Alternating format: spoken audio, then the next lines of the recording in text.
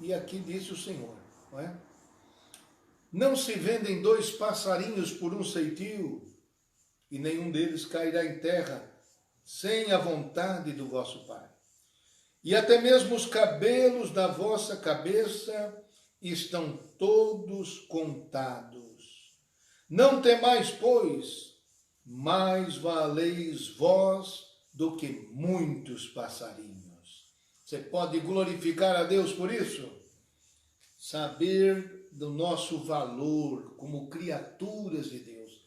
Olha, o ser humano tem um valor sobre todas as criaturas, e um argumento muito prático sobre isso é o seguinte: quando aquele que a gente chama de Lúcifer, o seu nome não aparece na Bíblia, ele era o querubim ungido, ele caiu nas trevas por causa da sua soberba, do seu orgulho, querendo ser maior do que Deus, e também se acredita que muitas das hostes angelicais o seguiram nesta rebelião contra Deus, tornando-se os inimigos de Deus até os tempos de hoje. Mas quando estes seres angelicais caíram, Deus não providenciou um plano para resgatá-los. Porém, quando o primeiro casal, Adão e Eva, sucumbiu diante da tentação do inimigo, a primeira providência de Deus foi a morte de um animalzinho inocente para dali retirar vestes que cobrissem o casal que estava desnudado e que tinha falhado diante da vontade de Deus. E aquilo apontava para o sacrifício perfeito, absoluto, completo, suficiente de nosso Senhor e Salvador Jesus Cristo. Quando Deus diz que da semente da mulher levantaria um que esmagaria a cabeça da serpente. Você pode glorificar a Deus? Amém, meus irmãos? Então, é assim que é o privilégio, a superioridade da raça humana sobre todos os seres criados. Todos, todos, todos. Não tem comparação. E o nosso Deus, ele permite que escrituras como essa fiquem registradas para que a gente compreenda como é que o nosso Pai Celestial atua em nosso favor.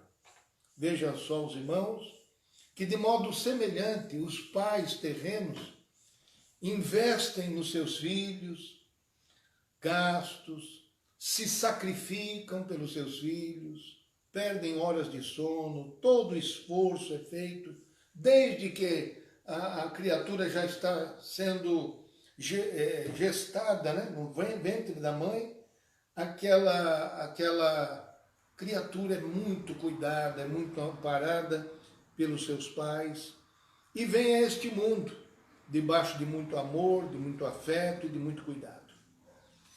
O apóstolo Paulo escreveu aos Gálatas, e nós vamos ler agora no capítulo de número 4 e o versículo 6, como é que nós devemos então nos aproximar deste Deus, que é o Criador dos céus e da terra. Ele diz no capítulo 4, verso 6, porque sois filhos, Deus enviou aos nossos corações o Espírito de seu Filho que clama, Abba, Pai, bendito seja o nome do Senhor. A soma de duas palavras, Abba, Pai, para denotar com que grau de intimidade, com que grau de filiação nós devemos e podemos nos aproximar de Deus, o Criador. Algumas pessoas céticas, não é, têm uma seguinte dificuldade. Como é que Deus, o Deus que vocês pregam, pode ouvir 8 bilhões de pessoas se fizessem oração ao mesmo tempo, em milhares de idiomas e dialetos diferentes? Se todos orassem ao mesmo tempo, como é que Deus faria para ouvir tanta gente ao mesmo tempo? Eu quero dizer a você que a grandeza de Deus é tão extraordinária, que ele tem a capacidade de ter todo o tempo do mundo para cada um. Vou repetir, hein? Que isso é filosófico. Deus tem poder para ouvir, tem todo o poder e tem todo o tempo do mundo para ouvir a cada um daqueles que oram ao Senhor. Lá no Salmo 90 e o versículo 4 diz: porque 1000 anos são aos teus olhos como o dia de ontem que passou e como a vigília da noite. Olha, eu vou ler novamente. 1000 anos, pensa numa coisa dessa, são aos teus olhos como o dia de ontem. Deus enxerga 1000 anos como um dia apenas. Por quê? Porque o nosso Deus, você já deve estar sabendo disso que eu vou falar agora, mas o nosso Deus, ele vai além do tempo, ele não fica preso no tempo. Ele não fica preso no tempo e nem no espaço e nem situação nenhuma. Porque se ele ficasse submetido a isso, ele já não era Deus. Mas o nosso Deus, que compara 1000 anos como se fosse um dia, nós vimos aqui no Salmo, então é um Deus poderosíssimo, todo-poderoso e mais do que isso é um Deus amoroso. Veja na 1 de Pedro, capítulo 3, verso 12, são conselhos, né? São pérolas que a gente retira da Bíblia para alimentar a sua fé. Não ouça esses incrédulos, não, esses céticos, dizendo que você está perdendo tempo quando você ora. Não. Deus se comunica com seus filhos. E o que realmente mais Deus deseja é o nosso encontro pessoal com Ele. É a maior carência da humanidade, é o encontro pessoal com Deus. E você sabe como a gente aprende a orar? Orando. É assim que se aprende a orar. É orando. É o tipo da coisa, é o tipo da disciplina espiritual, do exercício espiritual, que só se aprende fazendo. Só se aprende fazendo. Na 1 de Pedro 3,12 diz: porque os olhos do Senhor estão sobre os justos, e os seus ouvidos atentos às suas orações. Deus coloca ao nosso dispor os seus olhos e os seus ouvidos. Atentos, os olhos do Senhor estão sobre os justos e os seus ouvidos atentos às suas orações. Confia nisso. Isso aqui são palavras de Deus, escrita pelo apóstolo Pedro, no capítulo 3, versículo 12, e das quais você pode tirar um valor muito extraordinário. Agora, quando nós oramos, são rápidas palavras que estamos falando sobre oração aqui nesta manhã. Quando nós oramos, não é para você contar para Deus o que Ele não sabe, ou então para dizer para Ele o que Ele esqueceu. Porque tem gente que pensa assim, né? Deus não está sabendo dessa minha situação, vou contar para Ele. Outros dizem, olha, aquele pedido que eu fiz a Deus, acho que Ele esqueceu, vou dar uma lembradinha. Não, você não faz oração para contar a Deus o que Ele não sabe, e muito menos para dizer o que Ele esqueceu. Nós oramos a Deus para que cada vez mais a gente esteja junto com Ele, realizando a sua obra. Principalmente para a glorificação do nome do nosso Deus. É a primeira coisa que devemos buscar na oração. Você lembra daquela oração chamada Pai Nosso, a oração dominical? Quando o Senhor ensinou a orar, e não tem nada demais se eu folhear aqui a Bíblia mais uma vez, lá no Evangelho de Nosso Senhor, por exemplo, segundo Mateus, o capítulo de número 6, você vai encontrar o Senhor orientando a respeito da oração. Mateus, capítulo de número 6, e diz assim a santa palavra do Senhor. Verso 9. Portanto, vós orareis assim: Pai nosso que estás no céu, santificado seja o teu nome, venha o teu reino, seja feita a tua vontade, tanto na terra como no céu.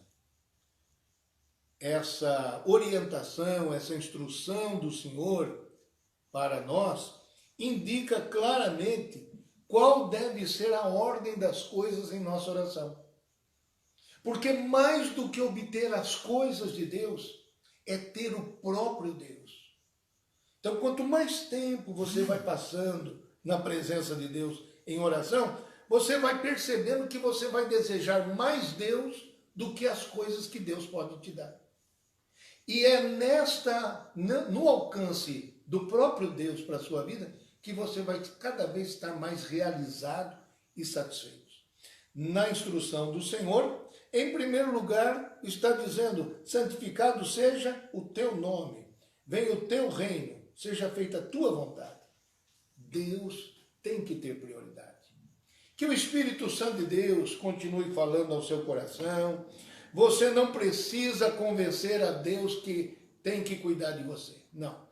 Queira Deus acima de todas as coisas e está ao seu lado o Deus amoroso, cuidadoso, que jamais vai te desamparar. Tenha convicção disso, tenha confiança nisso e você experimentará a segurança do acompanhamento suficiente, provedor, protetor, perdoador de Deus todos os dias da sua vida. Tá bom assim, Maricinha? Amém. Para hoje de manhã tá bom, né? Eu quero neste momento convidar você, Evangelho de Nosso Senhor, segundo escreveu João, capítulo 2, e o verso de número 1, vamos abreviar isso. E ao terceiro dia fizeram-se umas bodas em Caná da Galileia, e estava ali a mãe de Jesus, e foram também convidados Jesus e os seus discípulos para as bodas. E, faltando vinho, a mãe de Jesus lhe disse, não tem vinho. Disse-lhe Jesus, mulher, que tenho eu contigo? Ainda não é chegada a minha hora. Sua mãe disse aos empregados, fazei tudo quanto ele vos disser. E estavam ali postas 6 talhas de pedra para as purificações dos judeus. E em cada uma cabiam 2 ou 3 metretas. Disse-lhes Jesus, enchei de água essas talhas. E encheram-nas até em cima. E disse-lhes, tirai agora e levai ao mestre-sala. E levaram. E logo que o mestre-sala provou a água feita vinho, não sabendo de onde viera, se bem que o sabiam os empregados que tinham tirado a água, chamou o mestre-sala ao esposo e disse-lhe, todo homem põe primeiro o vinho bom, e quando já tem bebido bem, então inferior. Mas tu guardaste até agora o bom vinho. Jesus principiou assim os seus sinais em Caná da Galileia e manifestou a sua glória e os seus discípulos creram nele. Você pode glorificar a Deus por isso? Amém, meus irmãos? O Senhor Jesus apreciava o contato com as pessoas, sempre rodeado de pessoas. E estava ali Jesus em Caná da Galileia, na ocasião em que um casamento estava sendo festejado. Não era como nos dias de hoje, um casamento cuja festividade pode durar 2, 3, 4, algumas horas. Não. Naqueles tempos, a festividade do casamento tomava conta de semana, de dias, muitos dias. Havia até de 15 dias de celebração. Então eram dias e dias, portas abertas, as pessoas da vila podiam entrar e assim todo o mantimento e suprimento necessário para a festividade deveria estar muito bem organizado.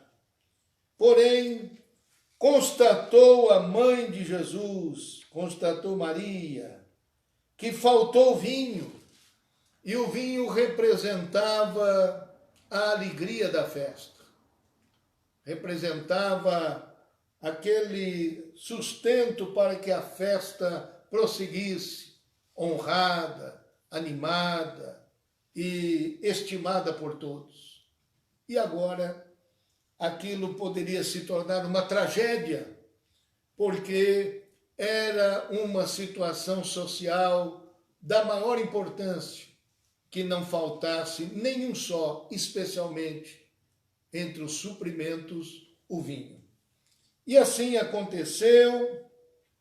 O Senhor, numa primeira leitura que a gente faz, fica até um pouquinho admirado com a expressão que a língua portuguesa traz na tradução desse texto, mas que aparece para nós assim um pouco sem muita gentileza, né? Mulher, que tenho eu contigo, ainda não é chegada a minha hora. Ou seja, é como se o Senhor estivesse dizendo para Maria que ele tem uma hora, tem um momento em que ele deverá sofrer pelos pecadores. Tem um momento em que ele deverá morrer pelos pecadores, para que a verdadeira festa aconteça. E é dessa mensagem que o Senhor está falando para Maria, que possivelmente não compreendia muito bem quem era o seu filho, não conhecia totalmente a extensão do seu ministério, o que ele faria, afinal, mas sabia que o seu filho era diferente.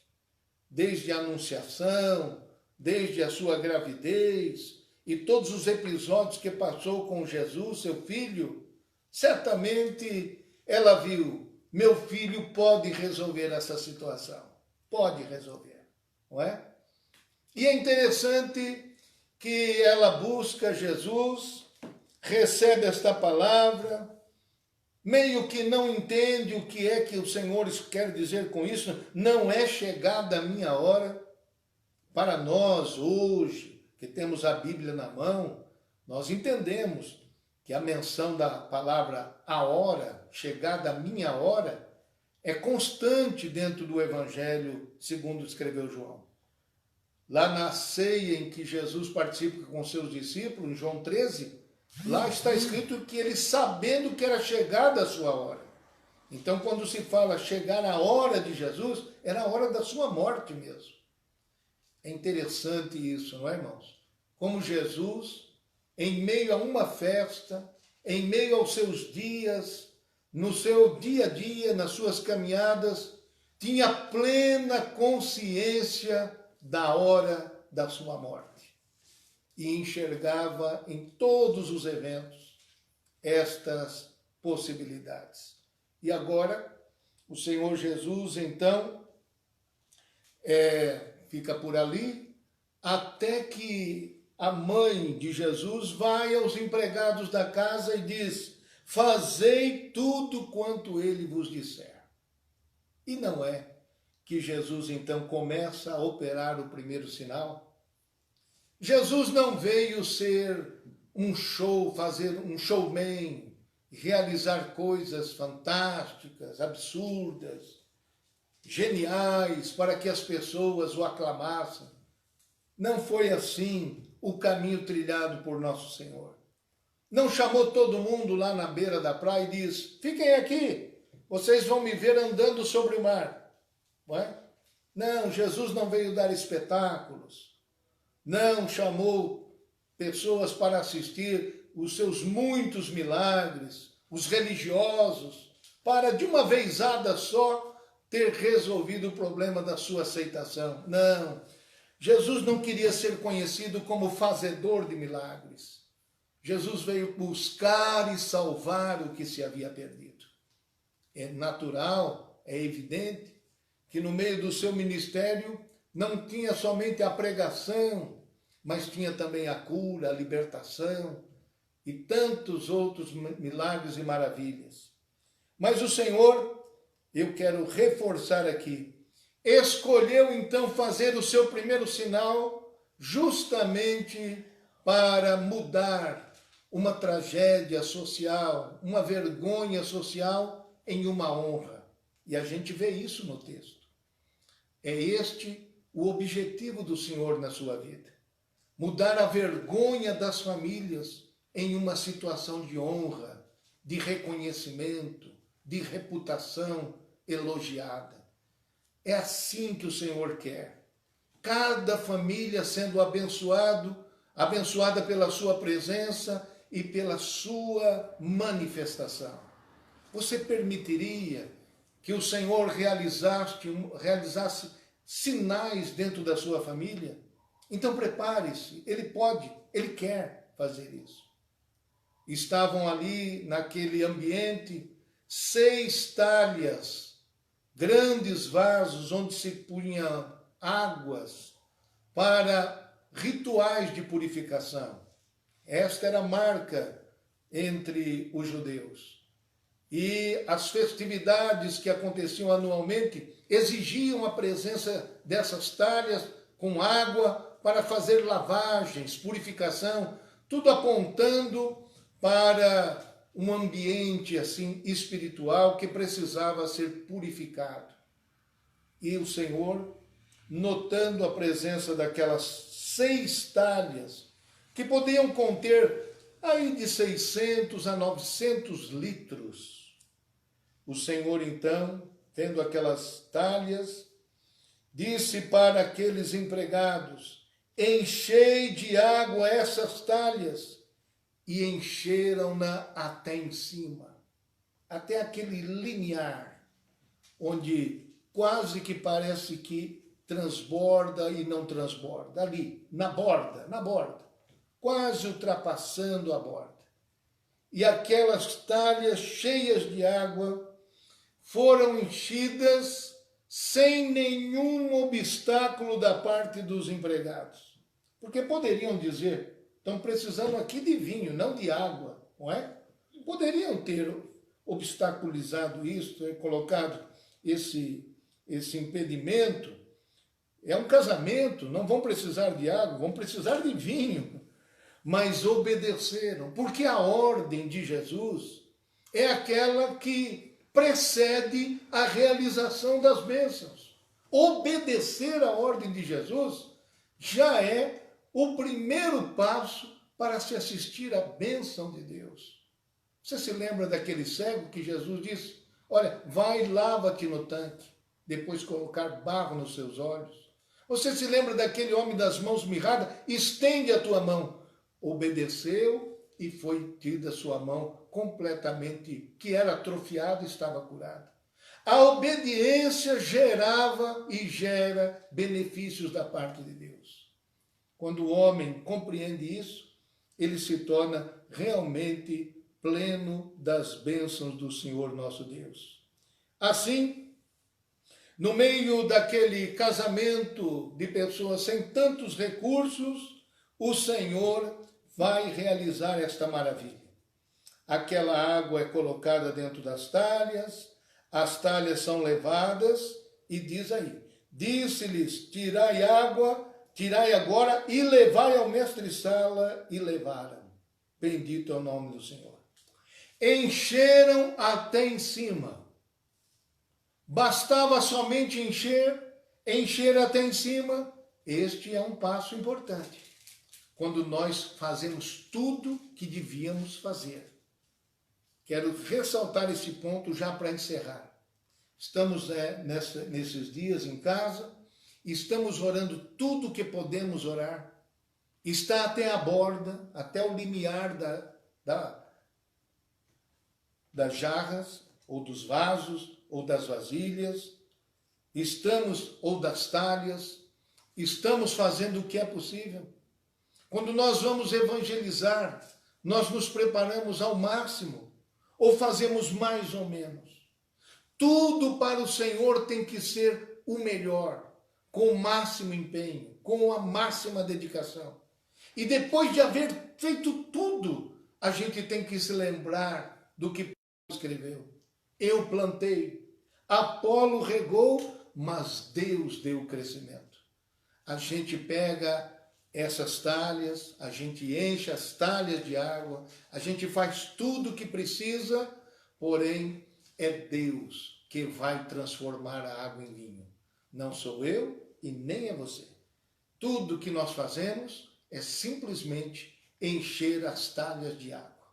E aí, levando para o mestre-sala, ele experimentou e disse, chamou o esposo e elogiou o esposo. O esposo que ia ser envergonhado, viu a sua vergonha ser transformada num elogio. É só Jesus que faz isso. Jesus evita que a vergonha seja o rótulo, a marca da sua vida, mas que a honra seja aquilo que fará você conhecido. No meio de onde você vive, no meio de onde você trabalha, no meio de onde você estuda, Deus prepara para você a maneira pela qual Ele te honrará. Como Jesus é maravilhoso e cuidadoso com cada um de nós. Você pode agradecer a Deus por isso? Que o Espírito Santo de Deus continue trabalhando em nossas vidas. Já são 7:50 e vamos encerrar. Que o Espírito Santo de Deus continue trabalhando na vida de sua família. E assim, diz a palavra de Deus, todo homem põe primeiro o vinho bom, e quando já tem bebido bem, então inferior. Mas tu guardaste até agora o bom vinho. O bom vinho ainda pode chegar na sua vida. A alegria, a felicidade, a realização, a honra, tudo isso está a caminho daqueles que são obedientes ao Senhor. Encha as talhas, até em cima. Não deixa nada faltar. Faça tudo quanto puder fazer. Tudo quanto te vier às mãos para fazer, faça conforme as tuas forças. É assim que recomenda a palavra de Deus. E eu termino lendo, Jesus principiou assim os seus sinais em Caná da Galileia. Porque sinal é mais do que milagre. Milagre é aquele evento em si mesmo, naquele tempo, naquele espaço, naquele local. Sinal aponta para o depois, o que virá depois, o que indica esse milagre. A sua vida pode ser um sinal para as pessoas à sua volta entenderem. Há uma estrada para seguir Jesus. O sinal está na vida daquela família. Entendeu isso? Mais do que o milagre em si mesmo, é você ser um sinal de Deus para as pessoas conhecerem o caminho que é Jesus. Deus a todos abençoe. A glória de Deus se manifestou e os discípulos creram nele. Muito obrigado. O nosso texto para nossa meditação, neste começo de semana, está na 1 de João, capítulo 5. Capítulo de número 5, na primeira carta de João. E o versículo 14 e 15. Está com a Bíblia aberta? Está pronto para ler? Vamos ler a palavra de Deus. Diz assim: E esta é a confiança que temos nele, que, se pedirmos alguma coisa segundo a sua vontade, ele nos ouve. E se sabemos que nos ouve em tudo o que pedimos, sabemos que alcançamos as petições que lhe fizemos. Amém.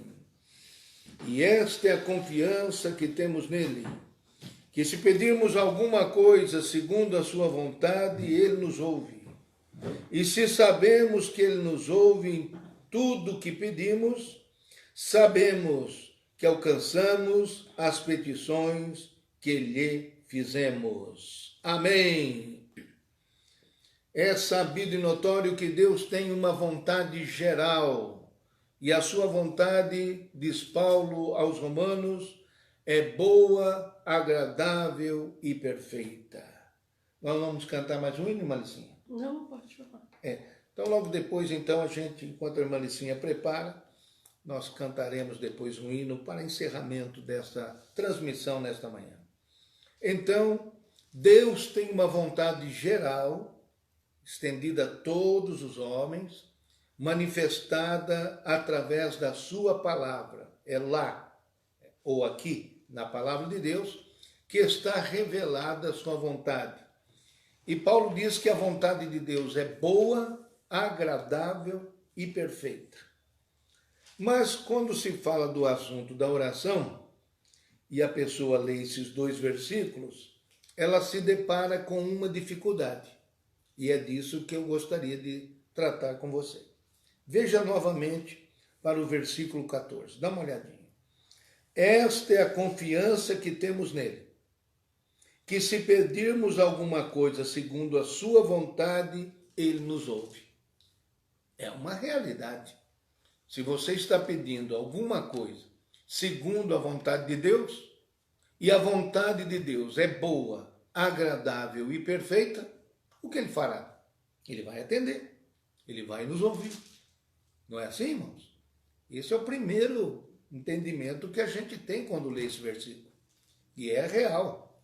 Se sabemos, como diz, aliás, o versículo 14, se pedirmos alguma coisa segundo a sua vontade, ele nos ouve. E aí, para reforçar isso, o versículo 15 diz assim, e se sabemos que ele nos ouve em tudo o que pedimos, então sabemos que alcançamos as petições que lhe fizemos. 2 maneiras de dizer a mesma coisa, não é? Se sabemos que ele ouve em tudo o que pedimos. E como nós vamos saber que ele nos ouve em tudo o que pedimos? Se nós pedirmos alguma coisa segundo a sua vontade. E aí, alguns irmãos, naturalmente, vem à sua mente a pergunta, como eu vou saber se o meu pedido está de acordo com a vontade de Deus? Esse é o ponto. Esse é o dilema, essa é a luta espiritual que muitos passam.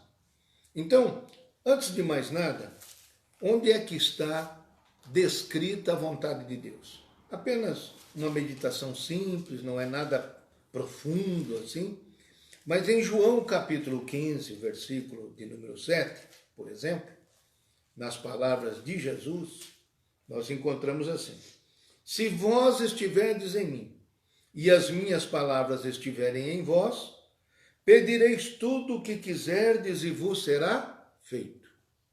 Então o Senhor coloca uma necessidade de estarmos conectados, né? Se vós estiverdes em mim e as minhas palavras estiverem em vós. Então a fonte para descobrimento, para descoberta da vontade de Deus para a nossa vida é estarmos ligados no Senhor e as palavras do Senhor estarem em nós. Se isso acontece, nós temos discernimento qual é a vontade de Deus. Então, é uma disciplina, é um exercício espiritual conhecermos a palavra de Deus. Porque quando nós conhecemos a palavra de Deus e as minhas palavras estiverem em vós, nós não erraremos em nossas orações. Por quê?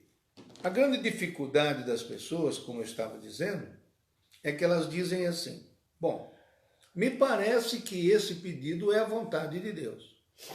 Mas será que Deus não tem lá uma vontade secreta, escondida, oculta, uma vontade dele que ele não revela na palavra dele? Será que Deus não tem uma vontade assim, que mesmo que eu encontre uma permissão na palavra de Deus, no meu caso ele resolve não atender? Ele não teria assim uma reserva lá, uma vontade secreta, que ele não vai me revelar? E aí as pessoas, com essa crença, nesta vontade, entre aspas, secreta de Deus, acabam se desanimando de orar com confiança. Por quê? Ele descobre que tal coisa é a vontade de Deus, ele percebe isso, mas fica com uma dúvida. Quando a resposta não chega, o atendimento não acontece da sua oração. Não é fácil lidar com esse assunto e nós queremos apenas comentar isso com você para você então descobrir alguma maneira pela qual você não ficará mergulhado na dúvida, porque a dúvida te atrapalhará. Outro versículo que nos incentiva a conhecer a vontade de Deus, que está na palavra de Deus, está em Colossenses capítulo 3. Eu gostaria que você lesse, você está com um pouquinho de tempo. Colossenses 3:16 diz assim: a palavra de Cristo habite em vós abundantemente, em toda sabedoria, ensinando-vos e admoestando-vos uns aos outros, com salmos, hinos e cânticos espirituais, cantando ao Senhor com graça em vosso coração. Então, essa é uma recomendação do apóstolo Paulo para todo o povo de Deus, que a palavra de Cristo habite em abundância, muito, muito, muito, da palavra de Deus em nossa vida. Por quê? Porque ela corrigirá nossos pensamentos e revelará para nós qual é a boa, agradável e perfeita vontade de Deus. Suas promessas incontáveis para os servos do Senhor. Então, eis aí mais um material para você se abastecer. Você precisa, eu preciso, conhecer a palavra de Deus. Mas não é somente a palavra de Deus operando em nós. Nós precisamos também do Espírito de Deus. Em Romanos, capítulo 5, verso 5, rapidamente, estamos já indo para a finalização desse pensamento. Em Romanos 5, verso 5 diz: e a esperança não traz confusão. A pergunta é, quando é que a esperança não traz confusão? Não é? Será que vai ser atendido? Será que vou ter resposta? Será que Deus vai me ouvir?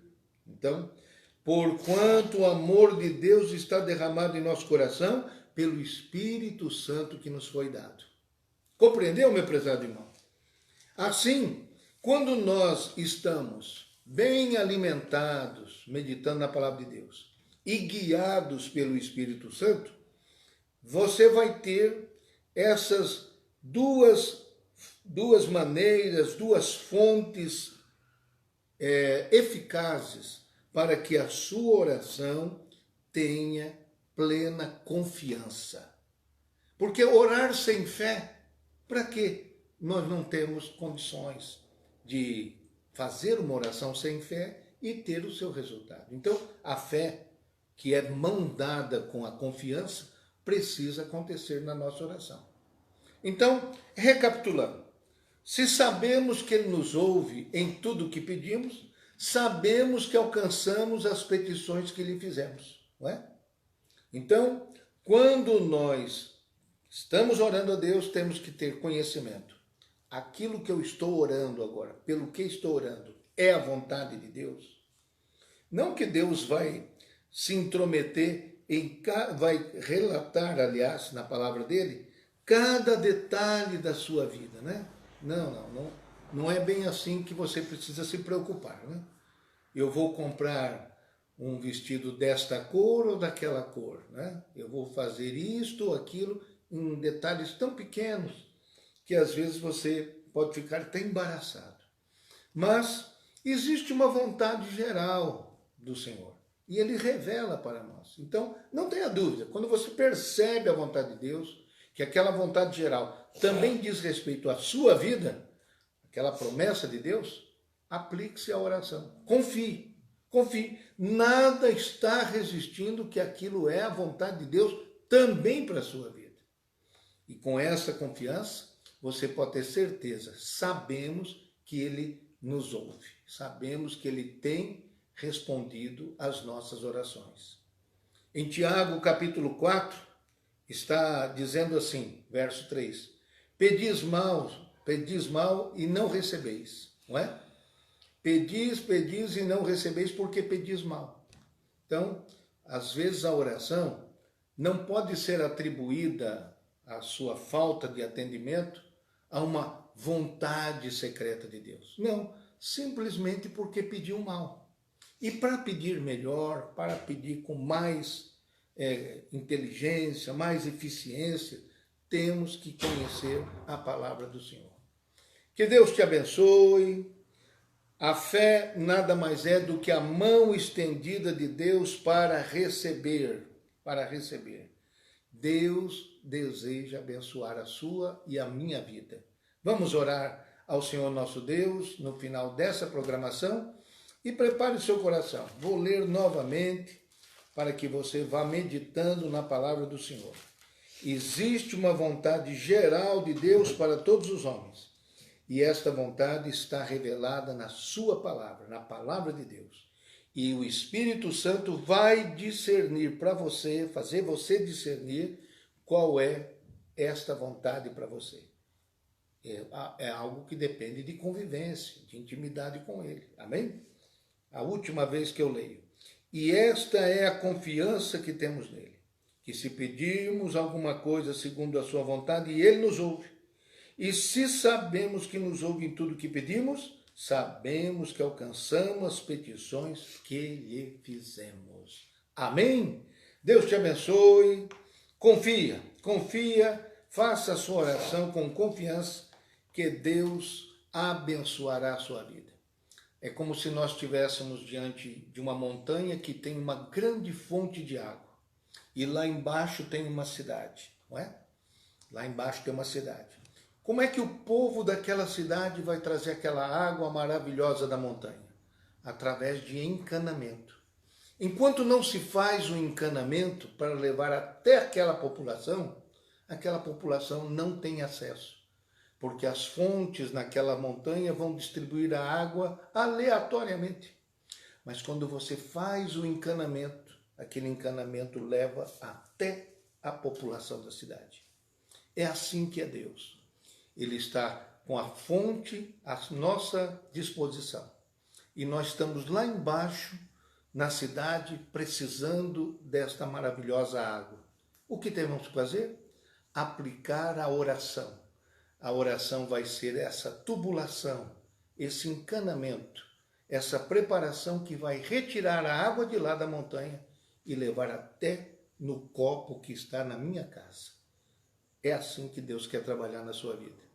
Conheça a vontade de Deus, confie e faça a oração acertada. Esse encanamento trará tudo que Deus preparou para você. Deus te abençoe em nome de Jesus. E vamos agora, passo a passo, recordar essa linda e maravilhosa cena em que o Senhor cura o cego de Betsaida. Vejam só o que diz a palavra de Deus. Chegou a Betsaida, estava próximo de terminar o seu ministério nesta região do país e seguir, após a transfiguração que se vê no capítulo 9, em direção a Jerusalém, onde o Senhor dará a sua vida em resgate de muitos. E nesta passagem vai deixar pela última vez o seu contato com aquela região antes da sua crucificação. Passa por Betsaida, uma cidade remodelada, uma cidade que agora foi reconstruída, embelezada, para homenagear a filha de um imperador romano. Agora, seu nome era Júlia. E agora o Senhor está naquela cidade importante, cidade para a qual o tetrarca Filipe tem os seus olhos voltados. Esta cidade é a cidade de André, de Pedro, de Filipe, dos discípulos do Senhor, a região da Galileia, a região norte do país.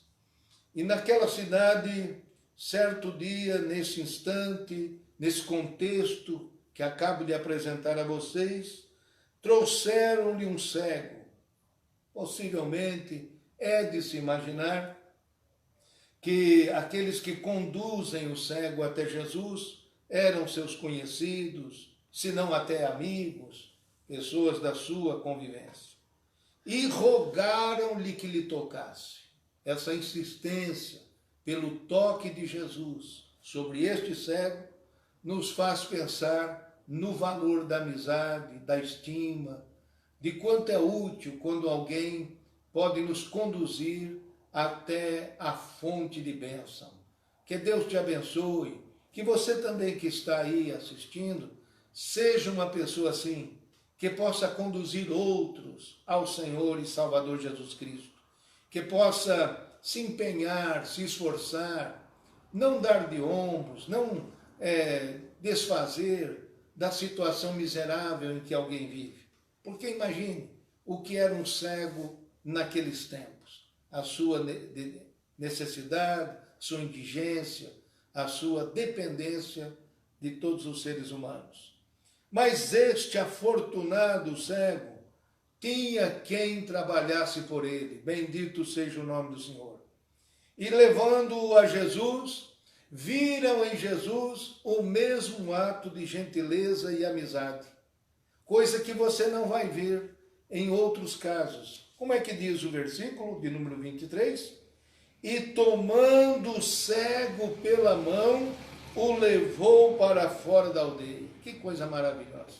A delicadeza, a gentileza de Jesus, tomando o cego pela mão, ele, Jesus, ele mesmo fez isso. E foi conduzindo o homem, foi tirando o homem do meio daquela população, e foi se afastando, pronto, já estavam fora da aldeia, somente Jesus e o cego. Por que será? O que pretendia Jesus nesse momento? Aí, algo inusitado, algo diferente, até diria desagradável, vai acontecer. Cuspindo-lhe nos olhos, Jesus fez isso, cuspiu nos olhos a saliva e impondo-lhe as mãos, perguntou-lhe se via alguma coisa. Os métodos aplicados por Jesus não eram sempre os mesmos. Ele não curava todos cuspindo nos olhos. Ele não curava todos levando para fora da aldeia, ficando a sós com a pessoa. Não. A um ele dizia, a outro ele fazia, a outro ele punha o barro, a outro mandava caminhar, a outro mandava levantar. A cada um o Senhor operava de um modo. Por quê? Ele não veio consagrar o método, ele veio consagrar a fé em Deus. Ele veio consagrar o poder de Deus através da fé. É isso, é para isso que veio o Senhor. Não para ser conhecido como um operador de milagres e que faz as coisas de uma forma só. Não. O Senhor veio para despertar no homem, segundo cada homem precisa ser despertado. Ora, como sabemos nós que aquele cego não precisava exatamente desse estímulo para que ele tivesse uma fé robustecida e confiasse na operação de Deus. Deus te conhece, Deus me conhece, sabe o que cada um de nós tem como um ponto mais necessário a ser tocado para que a nossa fé se desperte. Então, não se admire da múltipla diversidade de modos de Deus agir. Ele faz do jeito que Ele quer. Deus te abençoe. E diz aqui que o Senhor então cuspiu nos olhos e, como se não bastasse, impôs as mãos e perguntou-lhe se ele via alguma coisa. Interessante isso. Diz o versículo 24. Levantando ele os olhos, disse: vejo. já é uma notícia maravilhosa. Vejo, já estou vendo, não é? Mas aí ele diz algo interessantíssimo. Vejo os homens, pois os vejo como árvores que andam. Ele possivelmente não fosse um cego de nascença, porque quando viu, logo imaginou que eram homens. Logo imaginou. Ele tinha noção de que eram os homens, como eram os homens. Por isso ele pôde dizer isso. Vejo os homens, pois os vejo como árvores que andam. Mas naturalmente ele entendeu que as árvores são fixas, não são móveis. E ele então teve esta confusão entre homens e árvores. Ou seja, a sua visão ainda estava sendo gradualmente recuperada. Como um sinal de Jesus, pode ser desta maneira. Jesus não curava só de modo instantâneo. Não. Aqui, este evento é para tirar também da nossa mente que o Senhor pode operar ou opera de uma única maneira. Ele faz de diversos métodos e faz em tempos diferentes. É o que a gente aprende aqui. Então, veja, já estou terminando. Diz assim a palavra do Senhor. Vejo os homens, pois os vejo como árvores que andam. Uma coisa interessantíssima, não é? Ver homens como árvores que andam.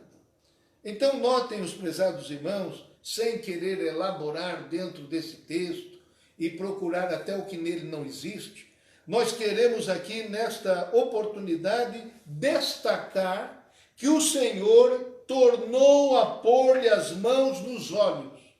O Senhor, pela segunda vez, põe as mãos nos seus olhos e ele, olhando firmemente, ficou restabelecido. E já via ao longe e distintamente a todos.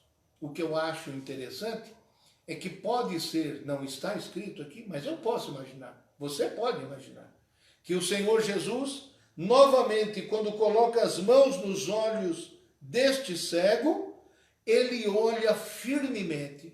E não seria bom que ele tivesse olhado logo para Jesus, irmão? Hein?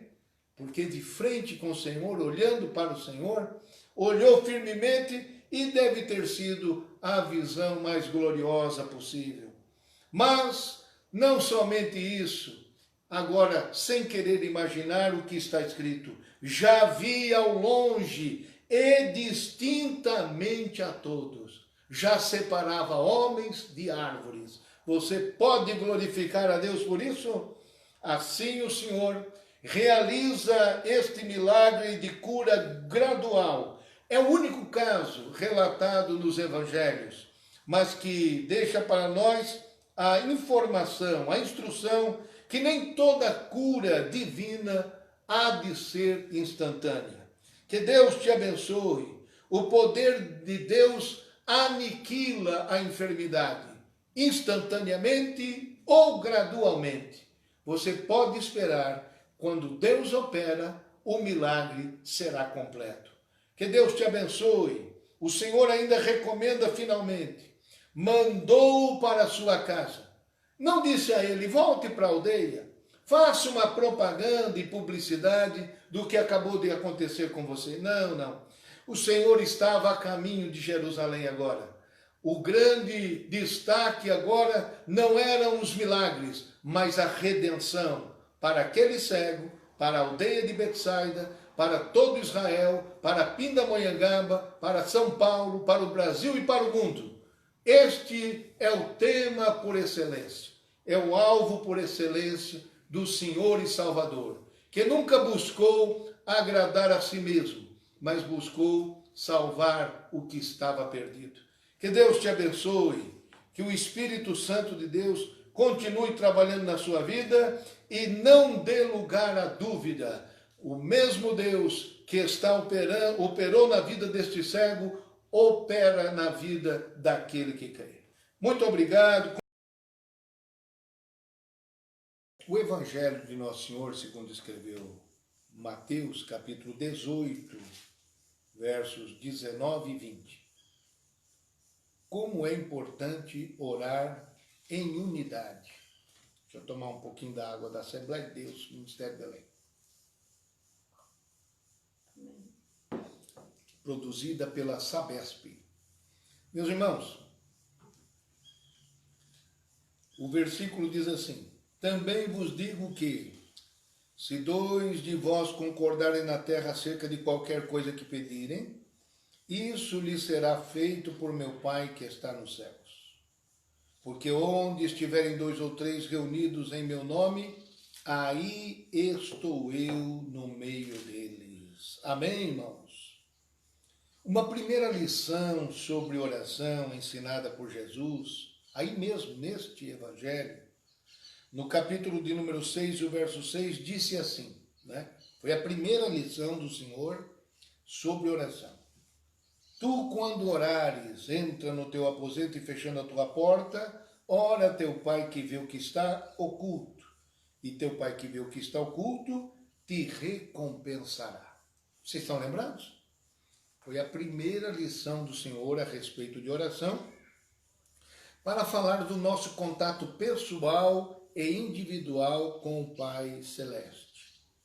Porém, nesta oportunidade, aqui segundo o capítulo de número 18, vamos assistir que aqui não se menciona um lugar secreto, um lugar íntimo, um lugar apartado. Não. Aqui o que se menciona são 2 de vós concordarem na terra. Possivelmente, porque onde estiverem 2 ou 3 reunidos.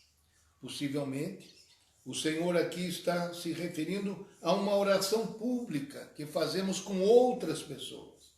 Não há menção de um lugar secreto para isso, não, de uma intimidade reservada. O que há menção é de uma pequena reunião, de 2 concordando, porque 2 ou 3 reunidos em meu nome, o Senhor afirma que está no meio deles. Então, notem bem a diferença entre e a necessidade dos 2 tipos de oração.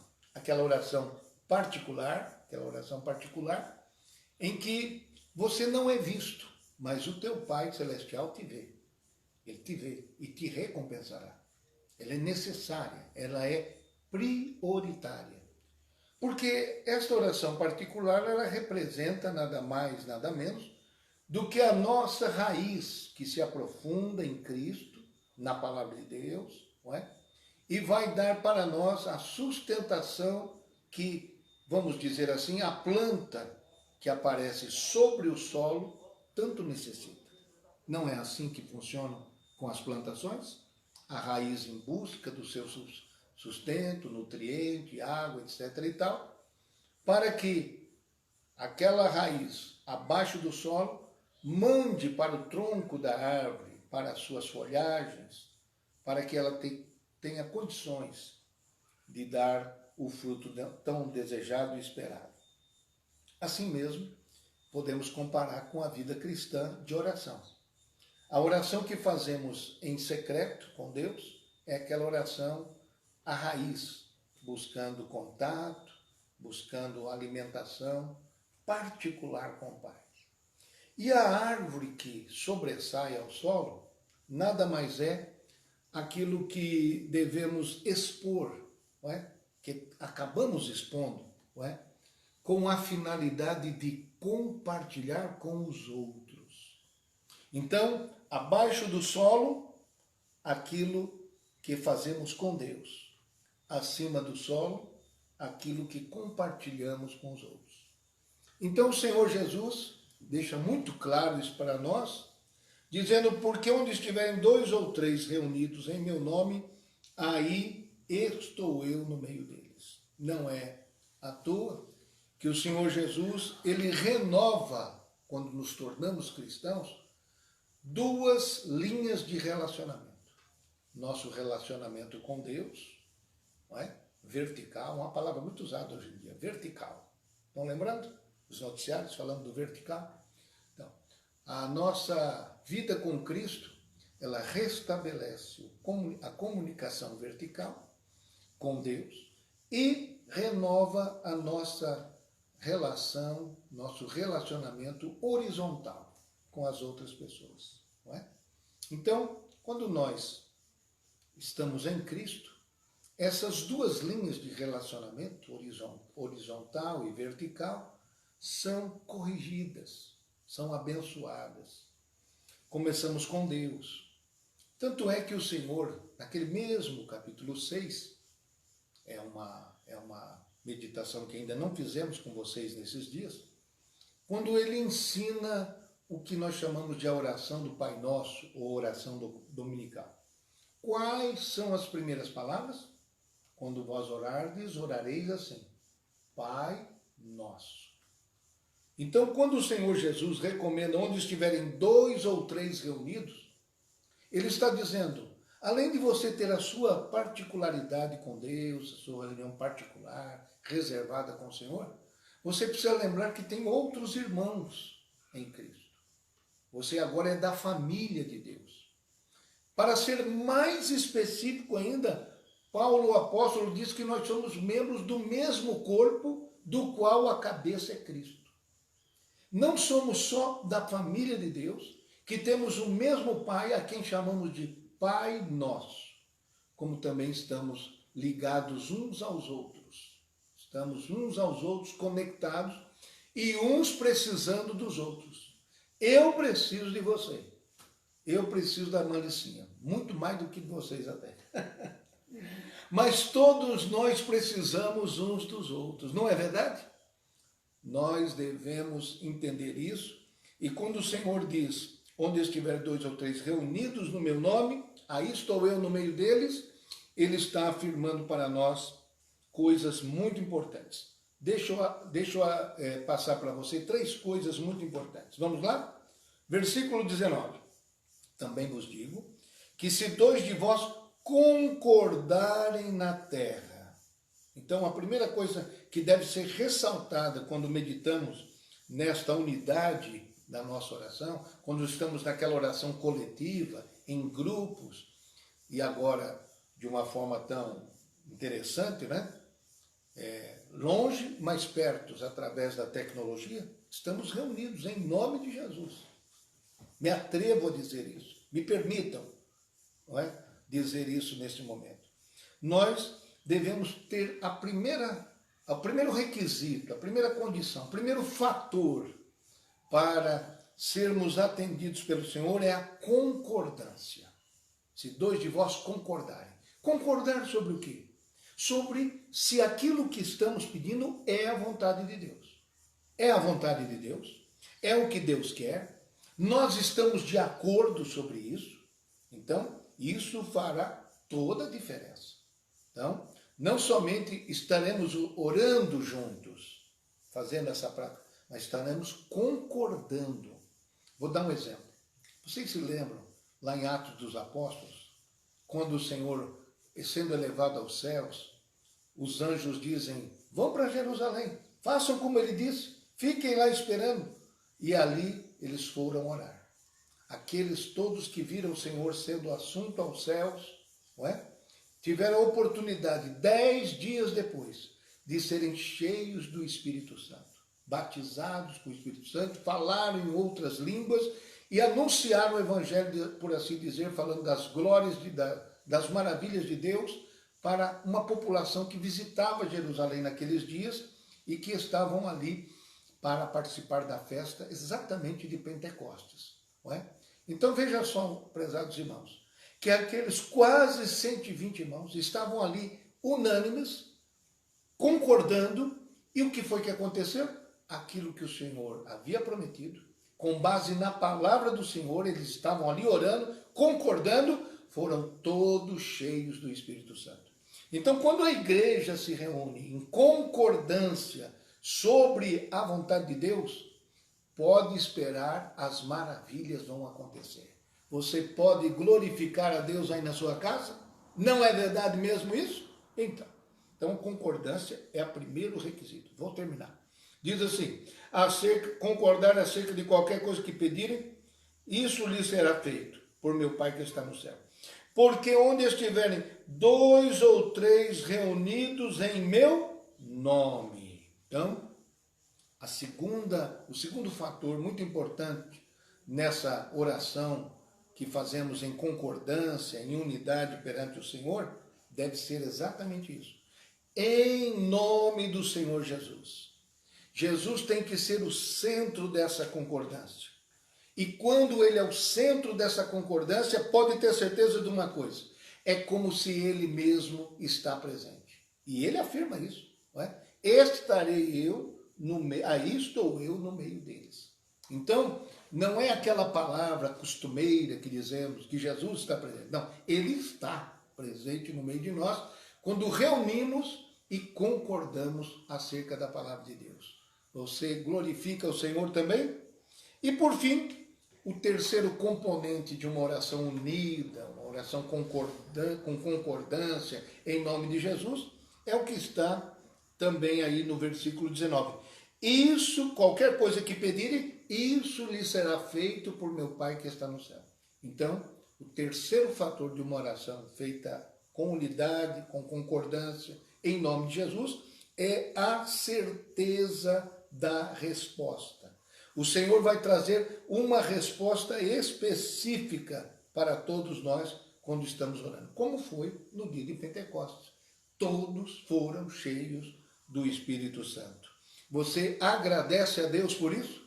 Então, finalizo dizendo que a oração em unidade, ela não só mantém a nossa união e comunhão, já é um grande benefício, mas ela traz respostas específicas de Deus. Então você aí onde está, vocês aí onde estão, nos seus lares, 2 ou 3, reunidos em nome de Jesus, não é? Pedem tudo o que quiserem, segundo a vontade de Deus, vocês terão isso feito. Confia nessa palavra do Senhor. E eu termino dizendo que um fator de bênção sobre a obra do Senhor não também é um fator de bênção sobre a vida até dos casais, não é? Estamos falando para as pessoas nas suas casas. Olha só o que Pedro disse da importância dessa oração unida. 1 de Pedro 3, verso 7. Igualmente vós, maridos, coabitai com ela com entendimento, dando honra à mulher como vaso mais fraco, como sendo vós seus co-herdeiros da graça da vida, para que não sejam impedidas as vossas orações. A oração feita dentro de um casamento, entre os membros do casamento, os cônjuges, ela é fundamental que seja feita em unidade. Porque quando existe conflito, separação e qualquer dificuldade, a oração fica impedida. Olha só a importância da oração feita em unidade. E para a obra de Deus, tem algum efeito a oração feita em unidade? Tem. Em Romanos capítulo 15, o versículo de número 30, diz assim, Paulo, rogo-vos, irmãos, por nosso Senhor Jesus Cristo e pelo amor do Espírito, que combatais comigo nas vossas orações por mim a Deus. Paulo confiava que a oração unida da igreja em favor do seu ministério era combatentes ajudando na sua batalha. Mais um texto, já estou terminando. Hoje está um pouquinho mais, né, irmão? 2 Coríntios 1 e o versículo 11 diz assim, ajudando-nos também vós com orações por nós, para que pela mercê que por muitas pessoas nos foi feita, por muitas também sejam dadas graças a nosso respeito. Muitas orações feitas por um povo unido em favor da obra de Deus vão repercutir em graças, agradecimentos pelos resultados. Efésios capítulo 6, versos 18 e 19, é o penúltimo texto que eu quero ler para vocês aqui nesta manhã. Efésios, capítulo 6, 18 e 19, e seguiremos para o final desse encontro. Orando em todo o tempo, com toda oração e súplica no Espírito, e vigiando nisso com toda perseverança e súplica por todos os santos, e por mim, para que me seja dada no abrir da minha boca a palavra com confiança, para fazer notório o mistério do Evangelho. Você que participa da obra de Deus, membro da igreja, quando ora pelo pastor, quando ora pelo obreiro, não é? Que está com esse ministério sendo realizado, você nos ajuda demais, você nos ajuda de uma forma que a gente não consegue medir a importância, o efeito. E o último verso, Colossenses 4, verso 3. Orando também juntamente por nós, para que Deus nos abra a porta da palavra, a fim de falarmos do mistério de Cristo, pelo qual estou também preso. Deus te abençoe. Deus escolheu governar o mundo e derrotar Satanás através da oração dos seus santos. Você faz parte desse exército e fora aquela sua oração particular, a oração unida, em grupos, como estamos fazendo aqui, pela igreja, pelos obreiros, pelos casais, pelas famílias, por tudo, vai repercutir em grandes vitórias do Senhor nosso Deus. Eu preciso de você e possivelmente você precisa de nós. Que Deus te abençoe em nome de Jesus. Fica com Deus. Evangelho de Nosso Senhor, segundo escreveu Marcos, capítulo 2. A leitura por si só já esclarecerá a todos sobre este maravilhoso evento, a cura e a salvação de um paralítico em Cafarnaum. Capítulo 2, verso 1. E alguns dias depois entrou outra vez em Cafarnaum, e soube-se que estava em casa. E logo se ajuntaram tantos que nem ainda nos lugares junto à porta eles cabiam. E anunciava-lhes a palavra. E vieram ter com ele, conduzindo um paralítico trazido por 4. E não podendo aproximar-se dele por causa da multidão, descobriram o telhado onde estava e, fazendo um buraco, baixaram o leito em que jazia o paralítico. E Jesus, vendo-lhes a fé, disse ao paralítico: Filho, perdoados estão os teus pecados. E estavam ali assentados alguns dos escribas que arrazoavam em seu coração, dizendo: Por que diz este assim blasfêmias?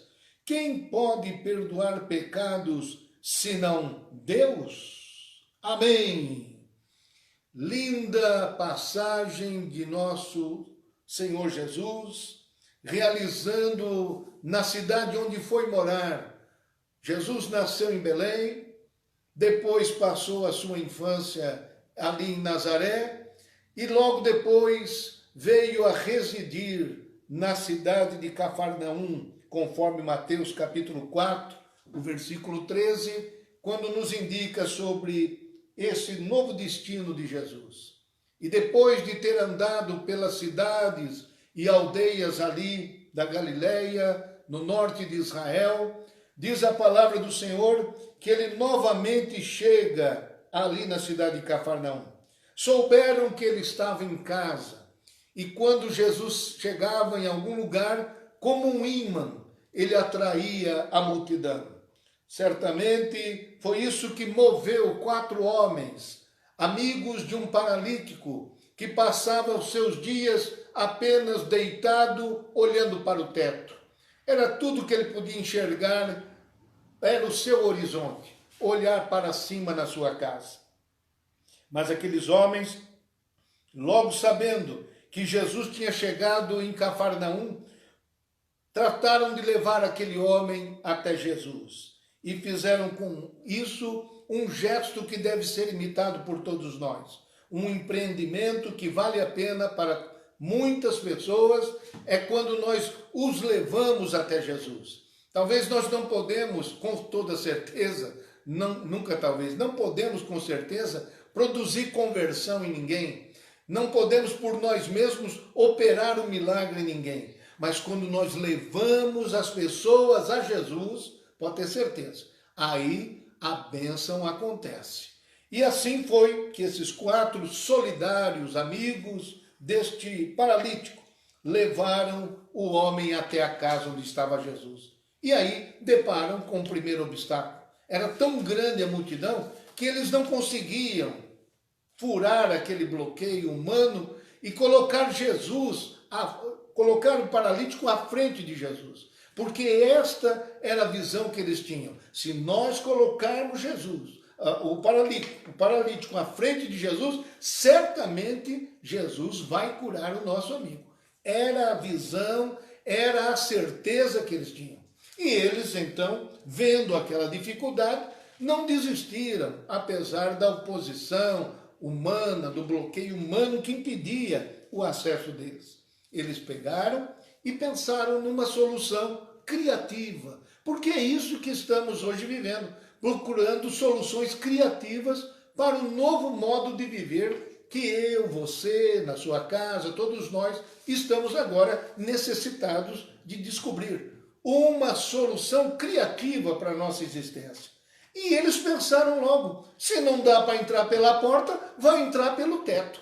Bendito seja o nome do Senhor. Deram um jeito, fizeram este homem chegar até lá em cima. Vocês conhecem essa história? É que é prazeroso, né, contar essa história. E eles fizeram um buraco naquele teto, não é? Não pensaram duas vezes e logo com o obstáculo que eles tinham, eles foram vencendo os obstáculos, colocaram uma maneira de suspender aquele leito em que estava deitado o paralítico. E você imagina, né? Jesus lá na sala, dando a sua palavra daquela casa, de repente começa a cair coisas daquele teto, e o povo então tem que olhar para cima. E este é o primeiro olhar que Jesus vai dar aí neste evento. Ele vai olhar para cima e vai ver uma coisa maravilhosa. Sabe o que ele viu? Está aí no versículo número 5, Jesus vendo-lhes, no plural, a fé. Bendito seja o nome do Senhor. Viu Jesus aquele empenho, aquela confiança, aquela crença, aquela fé, e aquele homem sendo baixado. Veja o suspense, é uma cena assim fantástica. E aquele homem é baixado, colocado diante de Jesus, e Jesus que já tinha tido essa primeira visão, vendo a fé, não somente do paralítico, mas também dos 4 que ajudaram aquele paralítico. Agora Jesus olha para baixo e olha para aquele homem que estava com aquela enfermidade e que o impedia de caminhar livremente, de ir e de vir. Que situação vivia aquele homem? Doente do corpo e também doente da alma. Porque Jesus vai dizer a seguinte palavra, conforme o capítulo de número 2, verso 5. Filho, perdoados estão os teus pecados. Jesus não começa falando dos pecados. Não, Jesus começa falando filho, não é? Porque você pode trocar a frase. Os teus pecados estão perdoados, filho.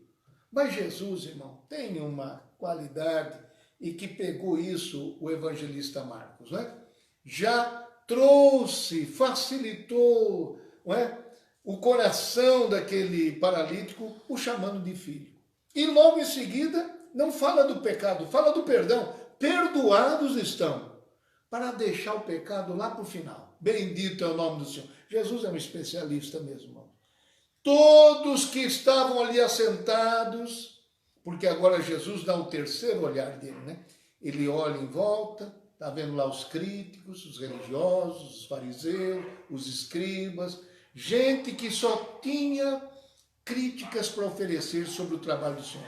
Não estavam ali por outra razão, devem ter chegado cedo, interessante, né? Que eles conseguiram entrar ali, não é? E foram, mas não era com interesse espiritual, um interesse melhor ou mais nobre, não, foram lá para criticar o trabalho do Senhor. E dentro deles, no coração deles, porque razoavam em seu coração, por que diz este blasfêmias? Quem pode perdoar pecados senão Deus? Para o judeu, e o judeu ensinado por eles, não havia como uma pessoa estar com aquela paralisia se não fosse um pecador, não é? Então, era muito ligada a questão da falta de saúde com os pecados, ou as tragédias da vida estavam ligadas aos pecados. Foi isso que passou Jó durante todo o seu livro, esse é o assunto. Porém, meus irmãos, Jesus, ele não vincula uma coisa com a outra. E ali está Jesus, o misericordioso, o compassivo, e vai resolver a situação. Louvado seja Deus.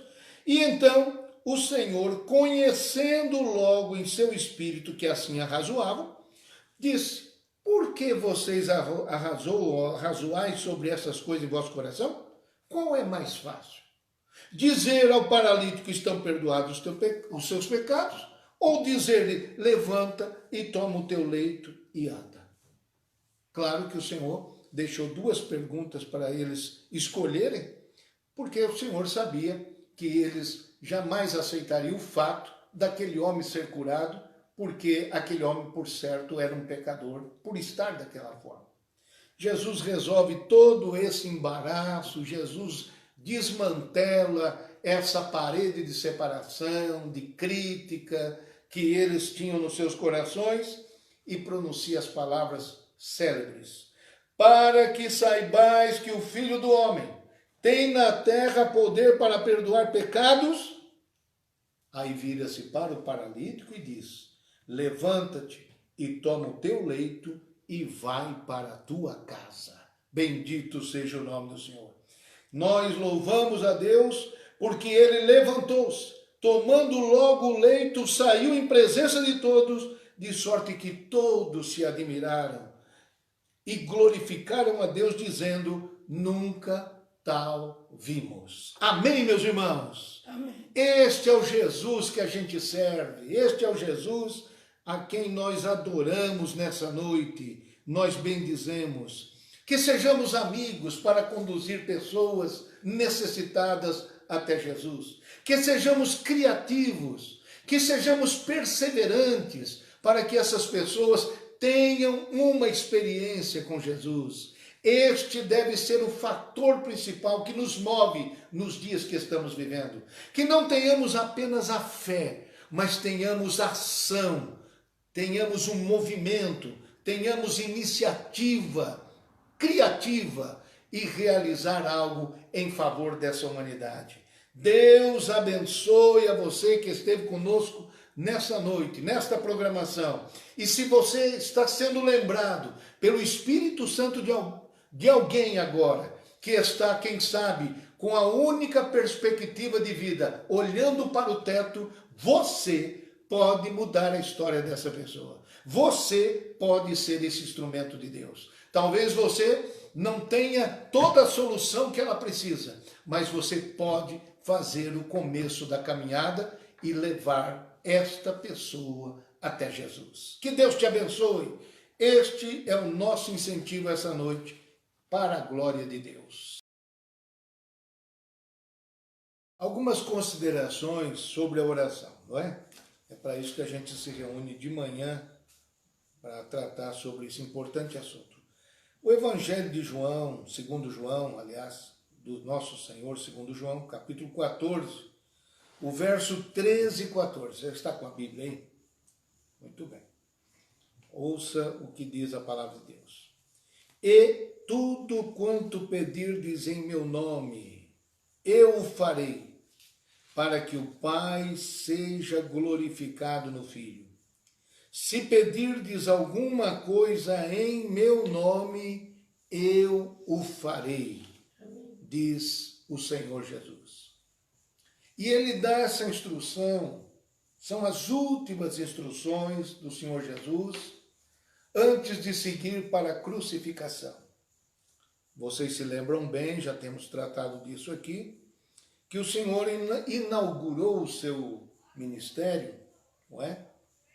Depois de ter passado pela tentação no deserto, ele vai pronunciar instruções lá no Sermão da Montanha, conhecida palavra do Senhor de instrução inicial para aqueles que vão ser discípulos do Senhor Jesus.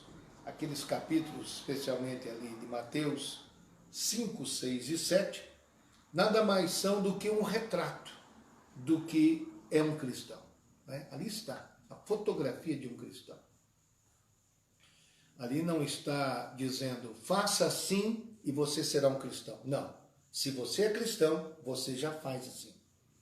Então, o Sermão da Montanha mostra para nós como é o verdadeiro cristão.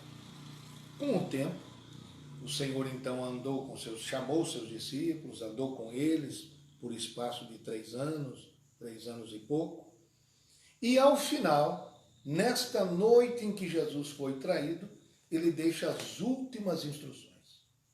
Então, do jeito que ele inicia o seu ministério, ele vai concluir o seu ministério com instruções para os seus discípulos. Inicialmente, tratando os seus discípulos como verdadeiras crianças espirituais, que estão aprendendo os princípios iniciais. E agora, neste momento final, terminada a ceia, antes de ir para a cruz, o Senhor, nesses capítulos 14, 15 e 16, dá instruções para eles, agora olhando para eles de modo diferente, olhando para eles como aqueles que vão seguir a obra após Jesus retornar à direita de Deus. Como amigos, a quem revelou tudo o que deve ser feito para que a sua igreja, que ele estava edificando, fosse uma igreja realmente segundo a vontade de Deus. Então, nessas instruções que o Senhor Jesus está oferecendo aqui, ele diz para nós coisas muito importantes e que nós devemos manter em nossa mente.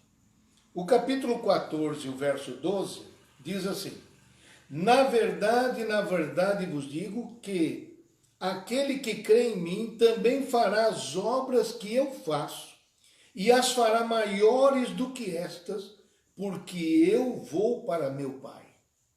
Então, introduz o assunto aqui, dizendo que o Senhor vai retornar junto do Pai. E diz para os seus discípulos que estão ali, né?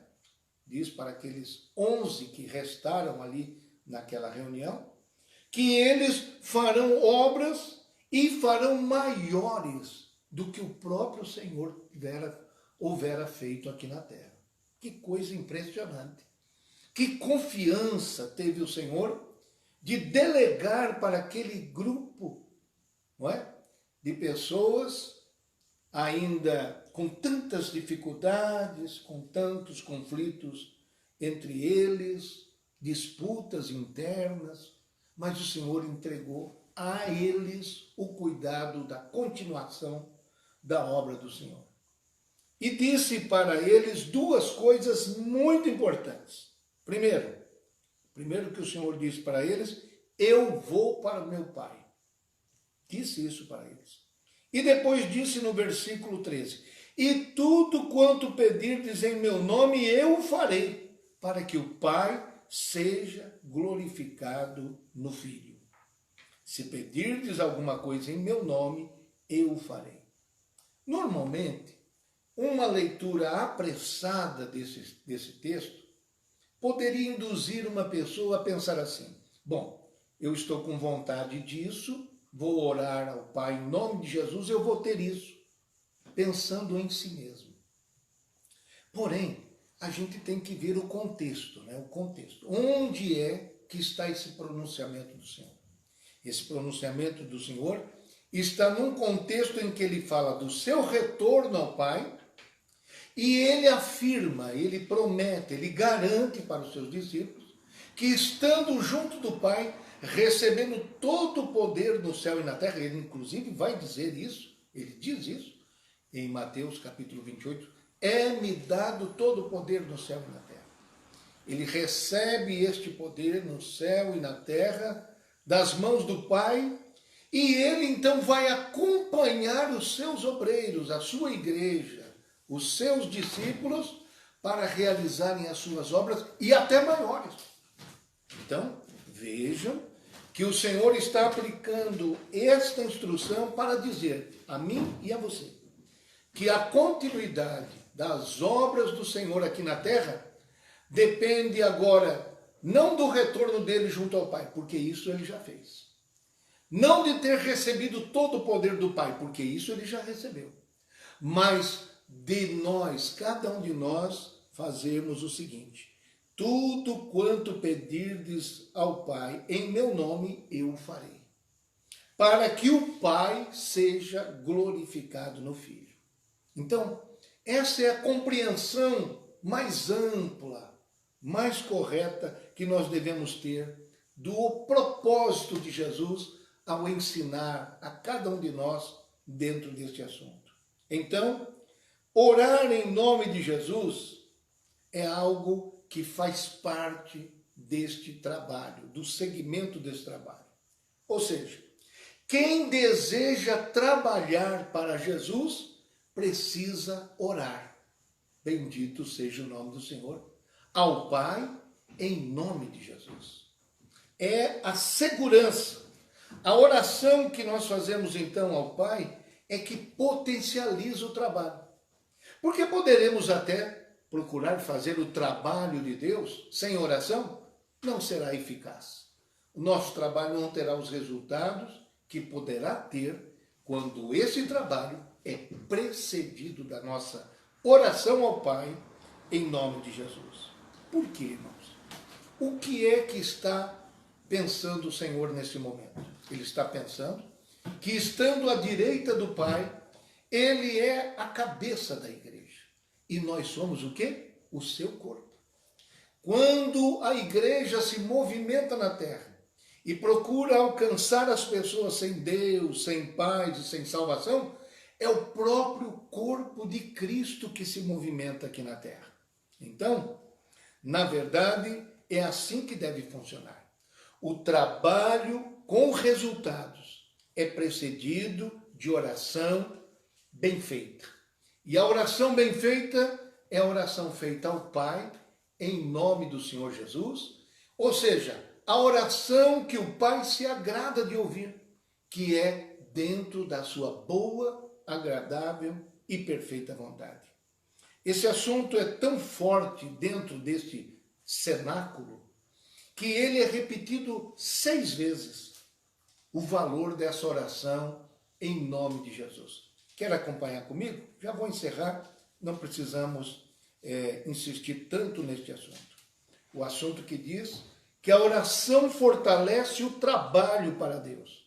E o trabalho fortalece a nossa oração. É uma via de 2 mãos.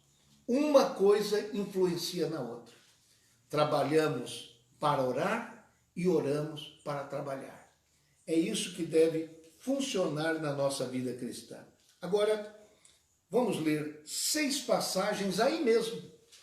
2 no capítulo 14, 2 no capítulo 15 e 2 no capítulo 16. Os 6 versos falarão do mesmo dever de cada um de nós. Primeiro, prioritário, orar. Veja, João 14, verso de número 13. E tudo quanto pedirdes em meu nome, eu o farei, para que o Pai seja glorificado no Filho. Se pedirdes alguma coisa em meu nome, eu o farei. Não esqueça, está tratando aqui de fazer a obra de Deus. Capítulo 15, verso de número 7. Dentro da mesma sala, estão ali no capítulo 15, verso 7 diz: se vós estiverdes em mim, e as minhas palavras estiverem em vós, pedireis tudo o que quiserdes, e vos será feito.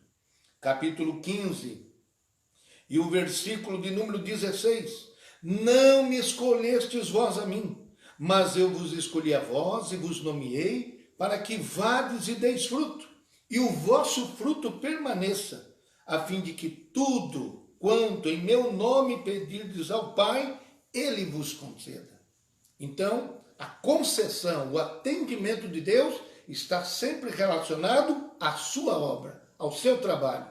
E o que vem antes, a nossa oração em nome de Jesus. Os 2 últimos versos, todos no mesmo ambiente, no mesmo momento. Capítulo 16, verso 23. E naquele dia nada me perguntareis. Na verdade vos digo que tudo quanto pedirdes a meu Pai, em meu nome, Ele vô-lo há de dar. E finalmente, pela sexta vez, sobre a oração. Até agora nada pedistes em meu nome. Pedi e recebereis, para que a vossa alegria se cumpra. Crentes que estão entristecidos, abatidos, desanimados, olha o remédio para que a alegria e o verdadeiro gozo de Deus venha para a sua alma. Ore para fazer a obra em nome de Jesus. Jesus está à direita do Pai, tem todo o poder no céu e na terra, e Ele quer dar os seus passos aqui na terra através de mim, através de você. Onde estivermos, onde colocarmos os nossos pés, onde estarmos realizando a obra, até através de uma transmissão como essa, que é o meio de mobilidade para nós hoje, ali chega o reino de Deus. Se você crê nisso, dê um glória a Deus aí bem forte. Que Deus te abençoe. O nosso Pai Celestial quer realizar a sua obra em nós e através de nós. Se você orar em nome de Jesus, você pode confiar, fará a obra de Deus e fará coisas ainda maiores para a glória do Senhor. Que Deus te abençoe.